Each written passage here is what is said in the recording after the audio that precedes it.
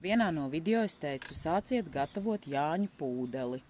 Un tad man saka, kas ir pūdele? Pūdele ir tātad pirmkārt viens no Jāņu galvenajiem simboliem. Tāpat tās kā Jāņos liek vainagus, dzer alu un ēd sieru, tā Jāņos un kur ugunskuru vai vārtās rasā, tāpat tās Jāņos būtu jābūt pūdelei. Un es ļoti ceru, ka šī tradīcija arī atjaunosies, un mēs to paveiksim. Nu ko, puiši, jums ir laiks tehniski izdomāt, kā to organizēt. Tātad pūdele ir muca, kurā deg malka un kuru paceļ augstā kātā.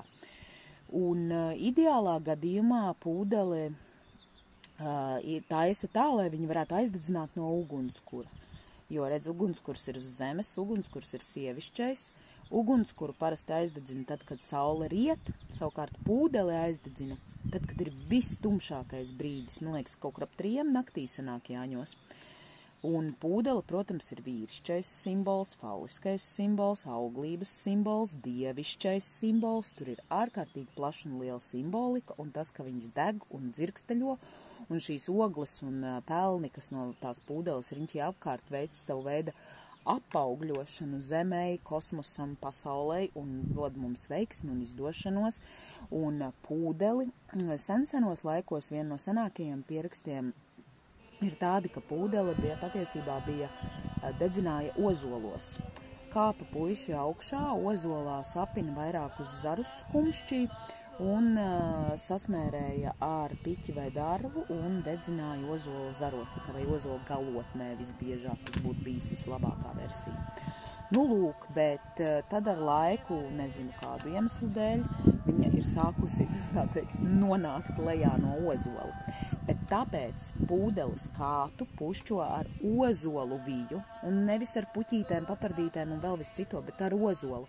Jo tādā veidā simboliski tiek taisīta ozola imitācija, pasaules koka imitācija, kura galā, tātad saskaroties ar dievišķo pasauli, tad deg šī uguns rituālā. Tā kā taisiet pūdeli, meklējiet mucu, domājiet, kā un tādi tehniskie ieteikumi.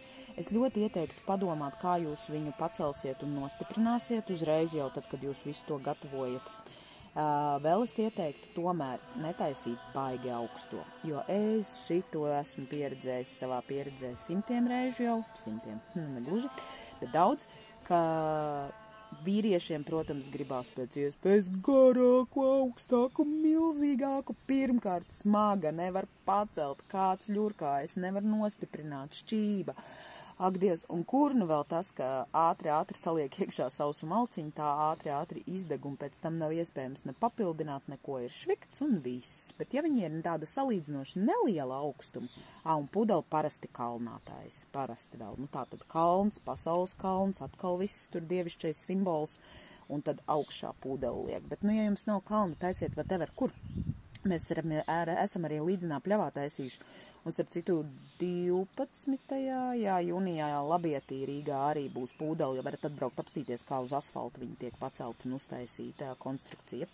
Tā kā pūdeli neaizmirstiet un netaisiet milzīgi garu. Taisiet saprātīga augstuma, jo tad naktī vēl var izspēlēt spēli, kā mēs smejamies, ka iespējams Latvijā basketbols no turienes ir radies, un tāpēc arī mums diezgan varbūt labi ar viņu iet reizēm, jo ir jāpiemet pagalis. Un ja jums konstrukcija nav nolaižama, un arī nolaižama ir grūti, jo tad tur tik un tā ogles iet pa gaisu, tad viņas vienkārši piemet. Un tad ir sacensība, kurš trāpīs grozā augšā pagalis, lai pūdeli turpinātu degt.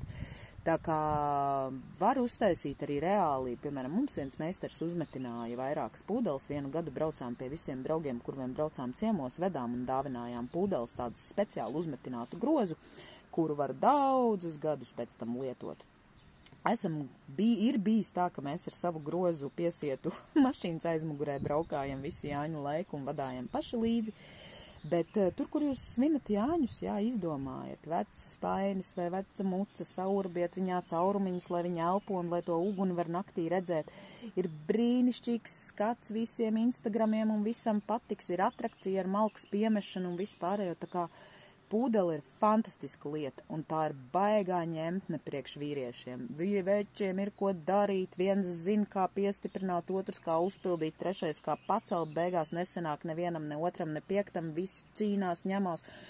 Ritīgi forša padarīšana. Tā kā darbojieties ar pūdeli, izdomājiet, kur, kād, kā jums tieši tam tagad ir laiks, vēl līdz Jāņu sākumam. Un Jāņu vakaram, tad saorganizējiet sev šogad Jāņos pūdeli. Un vēl kas, netaisiet viņu tur, kur ir jūsu galds, taisiet pa gabaliņu, jo tomēr krīt ogles, kādi pelni, dzirksteli no augšas, ja? Baigi tuvu nē, tādu gabaliņa nostāt. Un arī tā, lai jūs, piemēram, pie svētku galda sēžot, varat skatīties uz viņu, un ir skaistais skats. Līgo!